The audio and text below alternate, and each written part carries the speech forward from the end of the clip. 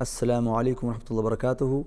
القرآن پروگرام کے ساتھ آپ کا میزبان سید صداقت علی حاضر خدمت۔ ہم شاید وہ جنریشن ہیں جس نے پرانی چیزوں کا اینڈ اور نئی چیزوں کا آغاز دیکھا، پرانی کو چھوڑنے کا غم اور نئی چیزوں کو اڈاپٹ کرنے کی خوشی پائی۔ ہماری یادیں بھی بے حد منفرد ہیں۔ وہ جنریشن جس نے اینٹینا ہلا ہلا کے دوردرشن چلایا اور رات 10 بجے پی ٹی وی ٹرانسمیشن بند ہوتے دیکھا اور پھر ڈش اینٹینا پر لاتعداد چینلز دیکھنے کی خوشی پائی۔ پی ٹی وی پر ہفتے میں ایک دن تھنڈر کیٹس اور کیپٹن پلانٹ سے کارٹون نیٹ ورک کا سفر بھی ہم نے دیکھا، اسکوبی ڈو، ماسک اور پاپائے دیکھنے کی خوشی پائی۔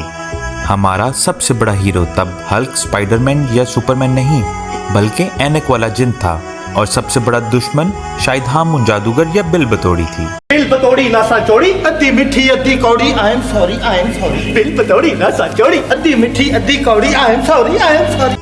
یہ وہ دور تھا جب گلیوں میں اونچ نیچ، چھپن چھپائی اور کرکٹ عروج پر تھی۔ 12 ربیع الاول کو گلیوں میں نکل کے پہاڑیاں بنانا بھی ہم نے ہی شروع کیا۔ ہم لاسٹ جنریشن تھی جس نے اپنے پسندیدہ گلوکار کی کیسٹ ٹیپ ریکارڈر میں چلا کے یا کیسٹ خراب کی یا پھر ٹیپ ریکارڈر خراب کیا۔ اشتیاق احمد اور مظہر کلیم کے ناول ہم پر پڑھنا لازم تھا۔ چھوٹی چھوٹی لائبریریز ہوتی تھی جہاں سے رینٹ پر اپنا پسندیدہ ناول حاصل کیا جا سکتا تھا۔ وہ بھی کیا دن تھے جب لائٹ چلے جانے پر گلیوں میں رونق لگ جاتی تھی، ہر بچہ کھیل رہا ہے اور بڑے باہر کرسیاں بچھا کے گپے مار رہے ہیں۔ ہم نے وہ وقت بھی دیکھا جب ایک اے سی چلا کے پورا خاندان اسی کمرے میں سوتا تھا۔ کھوکھو، کوکلچ پاکی، اسٹاپو، بندر قلعہ، مارن کٹائی، پٹھو گول گرام، شاید ان کھیلوں سے آج بچے واقف بھی نہ ہوں۔ تب کھیل اتنے تھے کہ یہی ہمارا رو بلاکس تھا۔ ہم سب نے مارکیٹس میں بنے ویڈیو گیم سینٹرز پر امی کے چھاپوں سے سرے عام گھر تک مار کھاتے ہوئے بھی بچپن گزارا۔ پھر ترقی ہوئی، اٹاری، ننٹینڈو اور سیگا آئی۔ یاد تو ہوگا اٹاری کے ہینڈل بار بار ٹوٹنے پر ابو کا لکڑی کی کیسنگ میں ہینڈل فٹ کروانا۔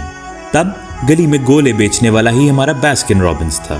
لچھے میں سے عید مبارک کے نوٹ اکٹھا کرنا، گھر کی ردی بیچ کے ٹاپ اپ کھانا اور اینک والی بنٹیز پہن کے پورے محلے کا چکر لگانا۔ بنٹیز ختم ہو جانی پر اینک پھر بھی لگا کے رکھنے کا بھی الگ ہی مزہ تھا۔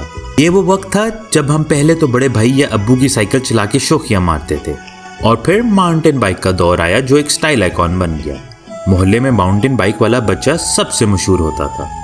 2 اینٹیں رکھ کے وکٹ بنا ڈالنا جس کا بیٹ اس کی پہلی باری، گھر میں جانا out, 1 tape out, 2 body out, دیوار پر گیند لگ کے ایک ہاتھ سے کیچ پکڑ لینا آؤٹ، اور پھر کسی آنٹی کے شیشے کو بال لگ جانا قیامت کا منظر پیش کرتی تھی۔ جہاں سب کا ذکر ہو رہا ہو تو پانی والی پسٹل کیسے بھول جائیں، گان میں پانی بھر کے دوسروں پر پھینکنا اور شرے والی پستول چلانا، پٹاخے، شرلیاں، ماچس بم اور پتہ نہیں کس کس قسم کے بمبوں سے الیس ہوتے تھے شبرات پر۔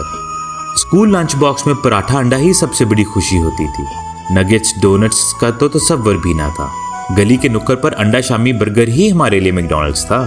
ہر سال فیبری کا انتظار بڑی بے صبری سے ہوتا تھا جب ہر چھت سے ایک ہی آواز آتی تھی۔ بسنت کی بھی اپنی ہی رونقیں تھیں، خوب پیسہ لٹایا جاتا تھا۔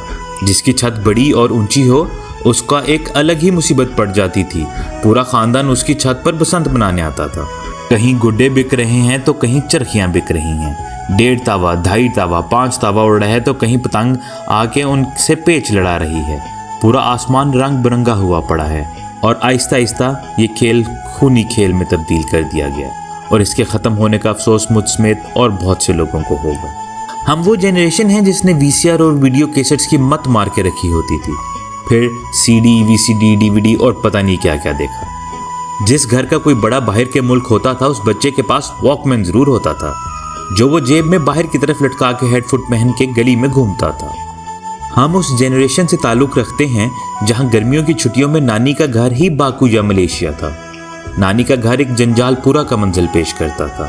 شام کے وقت بڑے اور بچوں کا کٹھا چٹائی پر بیٹھ کے گپیں لگانا اور وہیں بیٹھ کے تمام بچوں کا مہمان کھیلنا، اور ایک شرارتی بڑے بھائی کا تو ہونا لازمی تھا جو ایک دم جھپٹا مار کے سب کچھ کھا جاتا تھا۔ یہ محفلیں گہری یادیں چھوڑ جاتی ہیں۔ یہ وہ دور تھا جب نانی یا دادی میں سے کوئی ایک پان ضرور کھاتی تھی، اور بچوں کا چھپ چھپ کے ان کے پاندان میں سے مختلف چیزیں کا چوری کرنا ایک بہترین مشغلہ تھا۔ اس دور میں امی کا سب کو کمرے میں بند کر کے کنڈی لگا دینا، نیند آئے یا نہ آئے پر دوپہر کو سونا لازمی تھا۔ یہ وہ وقت تھا جب روز اسکول کی اسمبلی ہوا کرتی تھی اور اونچی آواز میں قومی ترانہ پڑھنا سب پر فرض تھا۔ وولکا آئس کریم سے آگے دنیا میں کوئی آئس کریم ہے یہ ہمیں پتہ بھی نہ تھا۔ घर में लगा एक बड़ा सा टेलीफोन जिसके आगे एक ताला लगा होता था ताकि बच्चे फ़ोन ना कर सके, से लेके हाथों में मोबाइल पकड़ के घूमना भी हमने देखा। जहाँ सबका जिक्र हो रहा है वहाँ अगर मैं ईद कार्ड्स का जिक्र ना करूँ तो ये ज़्यादती होगी। बाज़ारों में एक रौनक होती थी, कार्ड्स के स्टॉल होते थे, अपने हाथों से ईद कार्ड्स लिख के भेजना, ईद से पहले घर आए ईद कार्ड्स को टेबल पर सजाना। इस रवायत के ख़त्म होने का अफसोस भी मुझ समेत और बहुत से लोगों को होगा। ये वो वक्त था जब अपने हाथों से ख़त लिख के भेजा करते थे और बड़ी शिद्दत से डाकिए का इंतज़ार करते थे। ये वो वक्त था जब बड़े भाई के कपड़े छोटे पर पहनना फ़र्ज था।